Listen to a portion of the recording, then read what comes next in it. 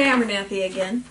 I just want to show you a very simple, inexpensive vaginal hysterectomy model that I've developed. And actually I borrowed a few ideas from Dr. Barrier in Missouri when creating this model. So the equipment that you'll need is a mounted pelvis. So I just had my husband actually secure this and mount this on brackets so that it is non-mobile. And that's important because when you start doing the actual vaginal hysterectomy, you need something to be very stable. So we have the model that's mounted here. I'll turn it around so that you can see in various locations throughout the pelvis we've put the very sticky part of the Velcro. I've used a sticky back or adhesive Velcro such that I can take off the covering and place Velcro around various areas of the pelvis, and this is to help secure the structures such as the vagina, the uterus, the broad ligament into the pelvis. In addition, I placed a piece of Velcro immediately under the symphysis, and then I used a balloon where I put one of each type of the Velcro, both the real sticky fibrous portion as well as the softer, furrier portion onto it. So onto the back of the symphysis, I will place the simulated bladder. It's just a 9-inch balloon filled up with approximately 20 cc's of water to simulate the bladder. And I will attach that to the very back of the symphysis. This is a Bartlett pear that represents approximately 6 to 8 week size uterus. This portion obviously looks more like a cervix. This is the external os of the cervix, and this is the corpus or the fundus of the uterus. Other things that I use on this very inexpensive model is one beige trouser sock, a pair of pantyhose. And I use pantyhose instead of knee-high hose because I need a little bit more length. We'll go ahead and cut those. So that is going to be part of our vagina. The trouser sock will actually come to represent the broad ligament. So usually what I do in this case is cut both the toe off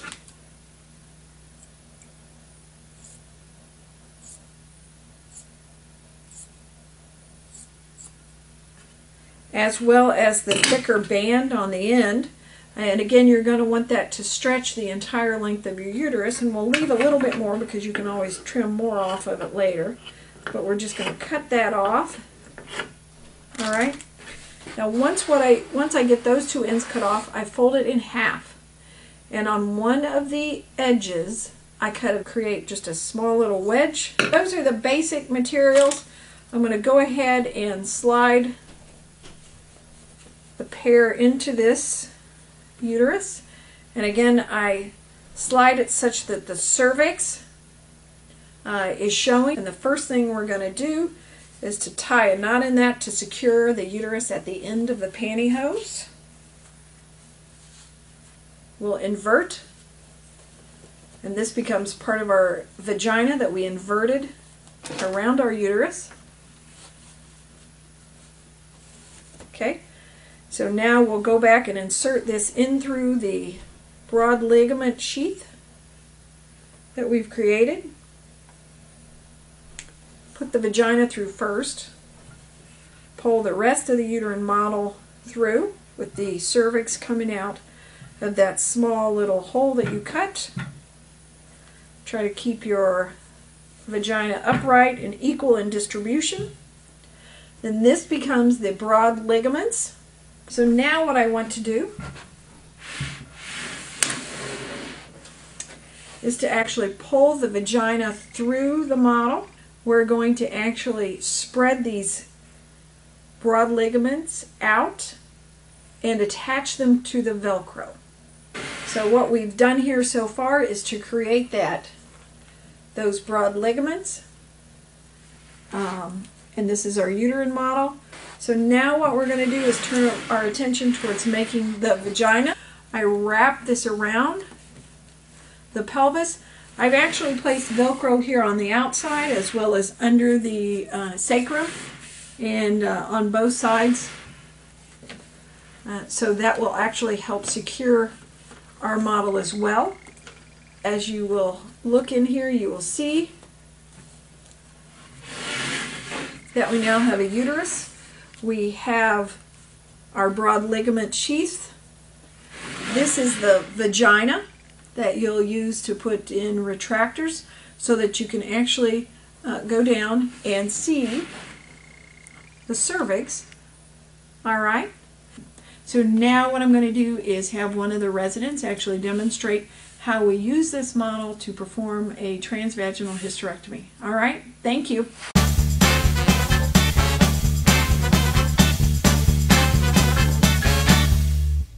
To begin this model, retractors are placed within the vagina to elevate and visualize the cervix. The anterior lip is grasped with a single-tooth tenaculum. The posterior vaginal wall is grasped with pickups and entered sharply with Mayo scissors to simulate entering the posterior peritoneum. The same procedure is repeated on the anterior aspect of this model, where the anterior vaginal wall is grasped with pickups and entered sharply with the Mayo scissors. This incision is extended laterally, and the retractor is replaced for better visualization. The first bite is taken with a curved Haney clamp along the broad ligament. This is then cut sharply with Mayo scissors to simulate taking the first bite in a vaginal hysterectomy. Suture is then used to tie off and ligate what will become your pedicle.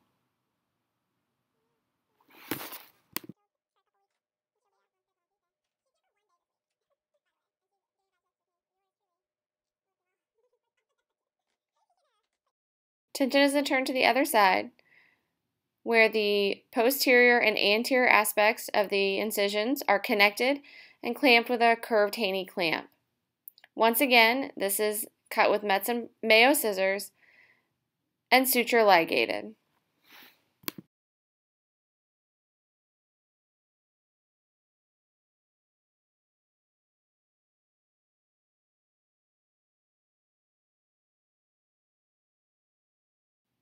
This model then allows for approximately one additional bite of a pedicle on each side of the model to continue to simulate marching up the broad ligament as one would do in an actual vaginal hysterectomy.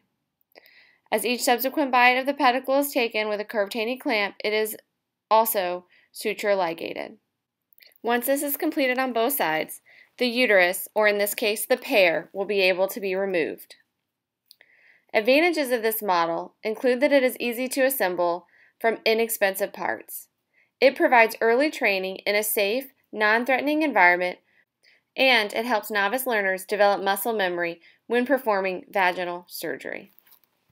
The limitations of the model are that it is a simplified version of an otherwise more complex procedure and is a model which cannot be completed alone and does require the assistance of another provider, resident, or teacher to be able to successfully complete the steps of the simulation.